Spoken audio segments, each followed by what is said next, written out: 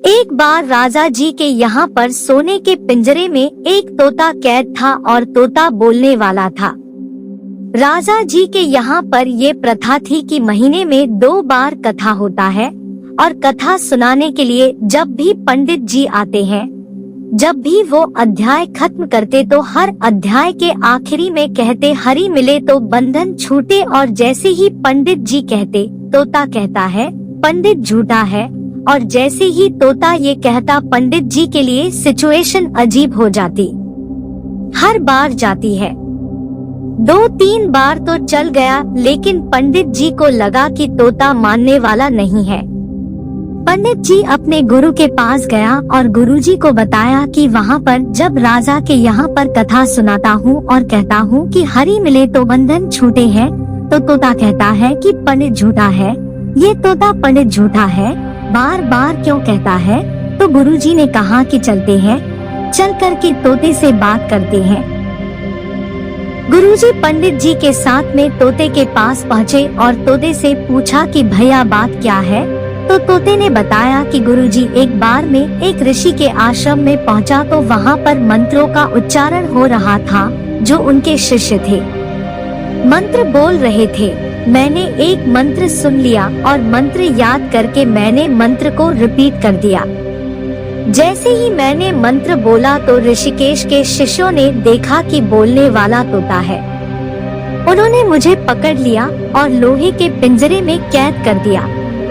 एक बार ऋषि के आश्रम में उनके एक शिष्य थे सेठ जी, और वो आए। फिर उन्होंने मुझे देखा कि बोलने वाला तोता है। वो अपने साथ में ले गए और ले जा करके मुझे चांदी के पिंजरे में कैद कर दिया। एक बार राजा जी के यहाँ पर दावत थी तो सेठ जी ने सोचा कि क्या गिफ्ट दिया जाए।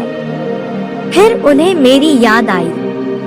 उन्हें लगा कि इससे महंगा कोई गिफ्ट नहीं हो सकता। वो मुझे ले करके गए और राजा को भेंट कर दिया। रानी को मैं बड़ा पसंद आया और मुझे सोने के पिंजरे में कैद करवा दिया। कुल मिलाकर के रहा मैं पिंजरे में ही, मेरा पिंजरा नहीं छूटा। तो जब जब मैंने हरि का नाम लिया मेरा बंधन नहीं छूटा। गुरुजी ने तोते को देखा, अपने पास बुलाया और उसके कान में एक बात कही। गुरुजी पंडित जी को ले करके वहाँ से चले गए। अगली सवेरे जब सुबह हुई तो राजा के सेवकों ने देखा कि पिंजरे में तोता मरा हुआ था, उल्टा पड़ा हुआ था। उन्हें बड़ी चिंता हुई और राजा को बुलवाने गए। पिंजरे का गेट खोला और जैसे ही गेट खोला तोता उड़ गया और तोते ने उड़ते उड़ते बोला गुरु मिले तो बंधन छूटे गया। एक बार प्रदेश में अकाल पड़ा। यह देखकर भगवान गौतम बुद्ध को बड़ा दोहक हुआ।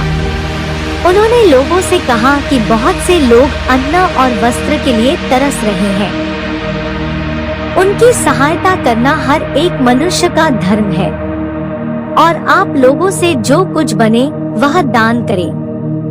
बुद्ध का उपदेश सुनकर सब लोग बिना दिए अपने अपने घर चले गए। एक गरीब व्यक्ति बैठा ही रहा। उसने सोचा कि मेरे पास तो ये वस्त्र है,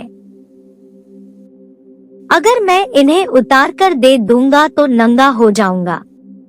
उसने फिर से सोचा कि मनुष्य बिना वस्त्र के पैदा होता है और बिना वस्त्र के ही चला जाता है। न जाने कितने साधु सन्यासी बिना वस्त्र के रहते हैं। फिर मैं बिना वस्त्र के क्यों नहीं रह सकता? उसने अपने वस्त्र उतारकर बुद्ध को दे दिए।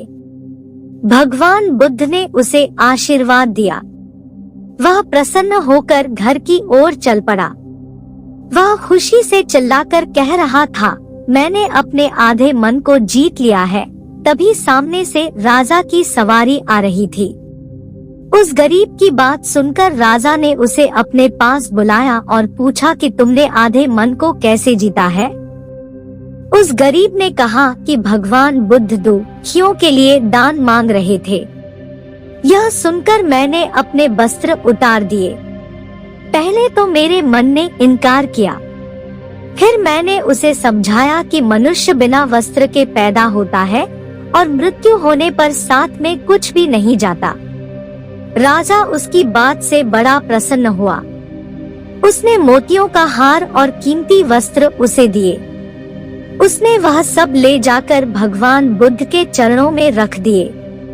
बुद्ध ने उसे हृदय से लगाते हुए कहा, जो दूसरों के लिए अपना सब कुछ दे देता है, उसकी बराबरी कोई नहीं कर सकता। कल को आसान बनाने के लिए आज आपको कड़ी मेहनत करनी ही पड़ेगी।